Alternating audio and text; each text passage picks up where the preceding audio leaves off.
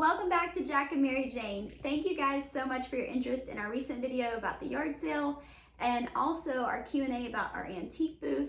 We'd like to talk to you a little bit more about antique dealing, how to choose where to sell, and what to do now with the pandemic involved of being able to go into places, having an online presence, being on social, all those things. Let's talk. Grab you a cup of coffee or whatever you choose to drink and come join me.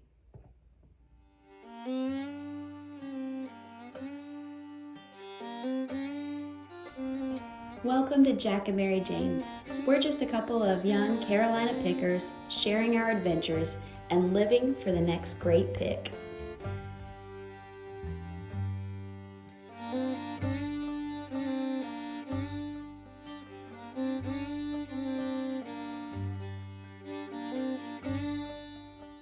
So before you do anything, I would recommend asking yourself a few questions. One, what are you hoping to gain from this? Is it more of a therapeutic act, just picking and meeting people and conversating and getting out and doing something? Is it for you, or is it to generate income? Is it to replace your current career? What is your goal at the end of the day for being an antique dealer? That would lead me to my next question. What is your time investment? What is your money investment for this? If you have the money and want to be online and grow your business that way, I would recommend a Shopify website. It's going to cost you some money up front. There's a little bit of discounts incorporated in if you hit the sale right. Maybe sign up for their newsletter beforehand to get some more information and potentially get a better promo code for following their newsletter for a few months without purchasing. If you are good at taking photos, if you like styling a lot, maybe you would be better on Etsy or eBay to sell items on there, and then you don't have to deal with the website information as much, but you're also a dime a dozen because there's plenty of people out there already on Etsy and eBay. But if you're good at picture taking, you might surpass the rest by having better photos, and it makes people click on you more. Are you good with social media? Are you comfortable sharing and interacting with folks in a personable yet distant way? Let me explain. So when you are on social media and you're really wanting to grow your account organically and have a high retention rate, the best way to be on social media is to share about yourself. I was actually just speaking to another vintage antique dealer about this the other day. You have people who will share their whole world with you on their social media, or so it feels like. It's the part of the world that they want to share with you, right? But in reality, sharing is not everyone's favorite thing to do, and some people are a little bit more private, like myself. And so I find that for me, it's best to share the antiques and focus on that alone. I don't share my relationships. I don't share where I'm going on a regular basis. I don't share my political views, my spiritual views, none of that. It's all about antiques and vintage, and I keep it very much about that. I will say the way that I do things on social media is likely never going to result in me having a check from Instagram or Facebook, being an influencer.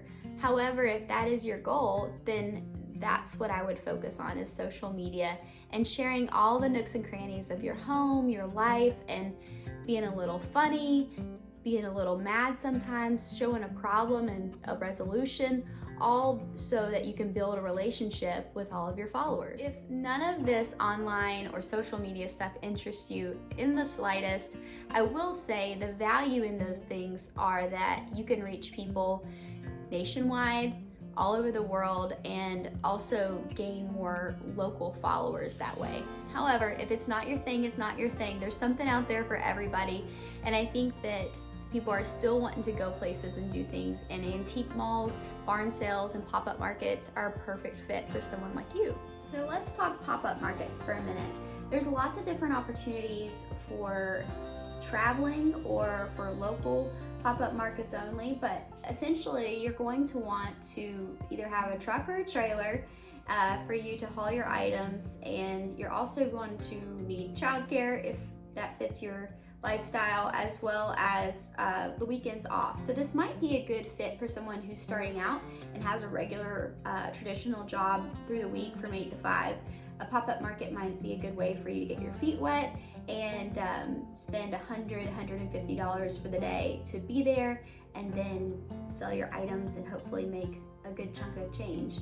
Another idea is a barn sale, which is more of a similar idea, but it's reoccurring, and so you can just plan to be at the same spot over and over, and again, monthly fees. And a lot of times in those situations, they're structured like an antique mall, where you would then have a percentage taken out and they take care of your taxes, so that way all that you get a check for is your money and you don't have to worry about the financial or accounting side of it later. Antique mall is another way for you to sell your items, but again, not have an online presence. And for us, this works out perfectly.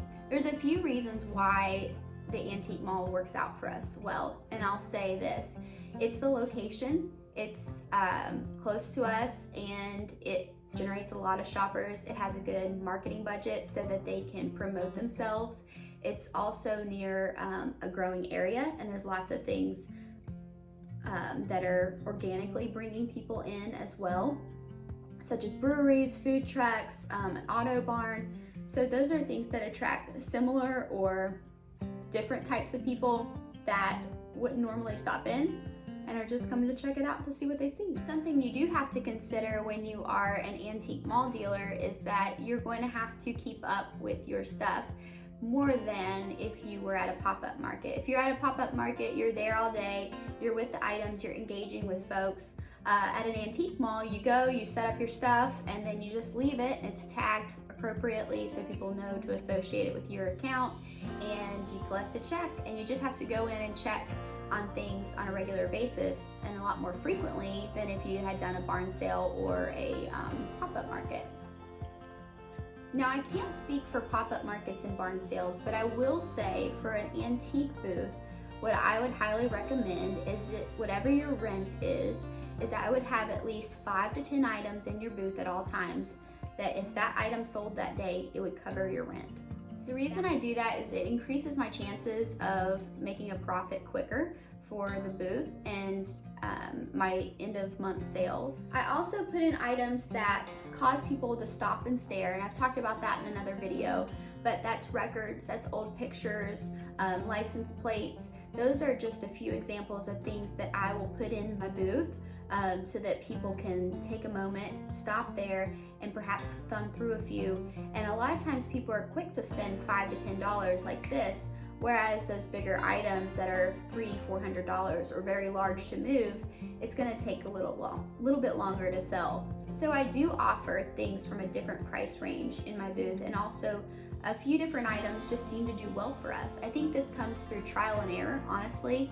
I can't say that, oh, you should always have wall art in your booth, which I would say you should, but if it doesn't sell for you, maybe it doesn't fit your style, maybe it's not just speaking to the type of customers that are walking through the doors, whatever it might be, maybe it's just not right for you. But for us, we do a lot of gallery walls in our house, and we do those in the booth too, and people seem to like them from us. I have items priced from $1,000 to $5 in our booth, and I think it's important to have a variety at all times. I also think that seasonal things, you can choose to do it or choose not to. I think there's pros and cons to both, but if you are going to do some seasonal things every holiday, I would recommend doing something around 10 to 25% of the items in your booth being seasonal or decor related. When you're out picking, some of the things that we think about is how much is it going to sell for, okay?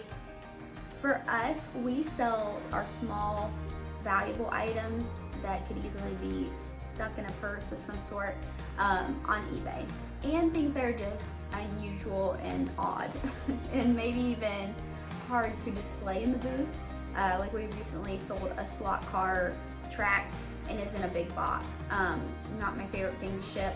However, I couldn't have really put that in the booth and been able to promise someone that none of the pieces were taken out. or thumb through, or it was put back correctly when someone checked it out. So all that to say, perfect for eBay. And so a lot of times when we sell eBay items, we have to consider what the percentage is that eBay is going to take, how much we have to set aside for taxes, and then of course the shipping, which is usually paid for by the customer, and what it would take for us to ship it, and what we paid for it. So there's a few different components there to consider when purchasing items for eBay or Etsy or any of the other platforms. Mercari is becoming popular. Never had any luck on Cherish. It seems to be the astronomical amount anyone can pay for an item, but to my experience, it's never been successful. Not saying it can't be, just saying maybe not for my demographic or my area. So let's do some quick math. Let's say you sold something on eBay for $50, and then you take $7.50 of that to go towards eBay taxes and fees. And then let's say that you paid another $7 for it.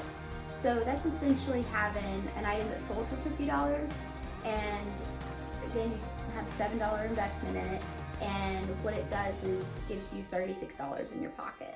At the end of the day, $36 isn't going to make or break anyone, hopefully, but if you have 10 items that sell and they have that kind of profit margins, then you start talking about some exciting success. I think at the end of the day, you have to decide, are you willing to learn something new? Because for me, I'm not an expert in shipping items. However, I've had to become very knowledgeable in shipping items for the eBay store.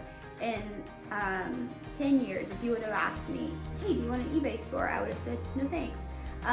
But I think that your experience with different items and what you're willing to try kind of evolves as you move forward in it. I mean, we have had an antique booth, that's how we started, for 4 or 5 years, and now we're just doing the eBay store for about a year, right at a year. So I feel like, you're welcome to add things on too and change the way you think through how you sell your items and how you profit from your items.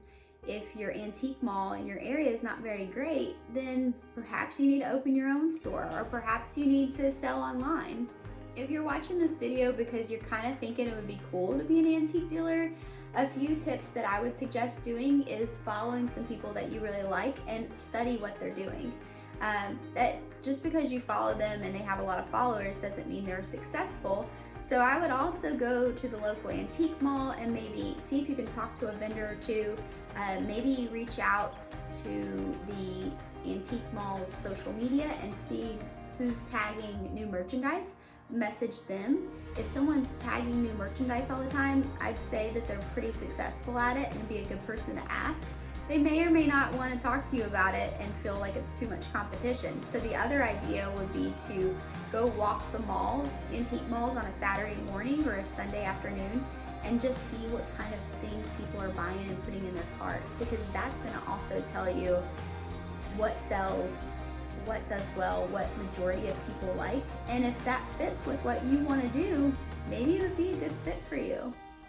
What we do not do and why is we do not have our own website, we do not sell on Etsy, and we do not do pop-up markets.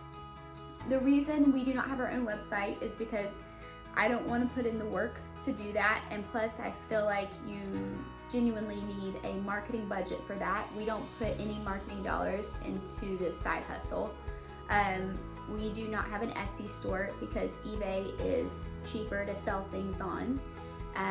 We do not do pop-up markets because a lot of times, because we both work full-time, a lot of times the weekends are reserved for yard work, picking, and family time. And so a lot of times those pop-up markets are on the weekend and it just wouldn't be feasible for us. What we do is an antique booth, an eBay store, and selling things on social media. I have Instagram and Facebook, and typically what I do is I'll post something along the lines of just found these pics today, or have a new YouTube video and sharing the story behind those items if you'd like to check that out. Here's what's at the depot now, and similar posts to that, all focused around vintage and antiques. With social media, I would say we get about 20 to 25 sales of someone saying, is this available? Can you ship this? And the answer is always, sure, yeah, we can ship it. We'll figure out a way to ship it. And obviously the booth and eBay do a lot more. We sell around a couple hundred items in both places, and so that keeps me very busy shipping out a few items each day. I have not created a what sold video in a few weeks just because we've sold at least 100 items in the last 2 weeks, and it's just been extremely busy and I haven't had the time. And then our booth has done really well as well. We've sold a ton of records, about 125 records last month. And then all of them were very nostalgic, very unusual, rare finds. So that was exciting. I've got a lot more to add, but I actually ran out of tags. And so I'm waiting on my tags to be delivered. And so we sell a lot of primitives in the booth. We sell a lot of old photos, wall art, chairs, small pieces of furniture is what does the best in our antique booth. And then the eBay store has been, recently it's been a lot of slot cars, a lot of vintage clothing, old concert t-shirts from like the 70s and 80s.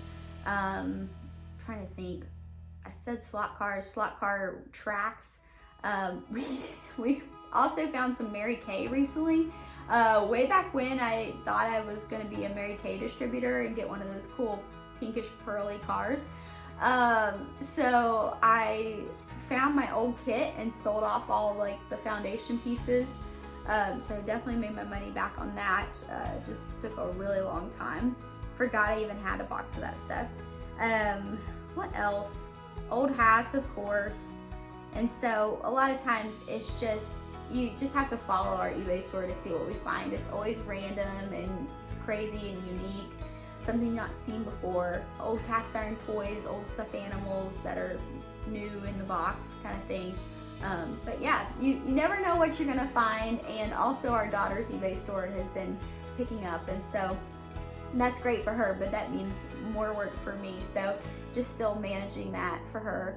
And yeah, we've been busy. It's been good. But I hope that you found these things helpful to you in thinking about whether you'll be an antique dealer or how to decide if it's good for you to expand or try something new. And if you do, I'd love to hear it. Tell me about it. Drop us a comment. Thanks for watching.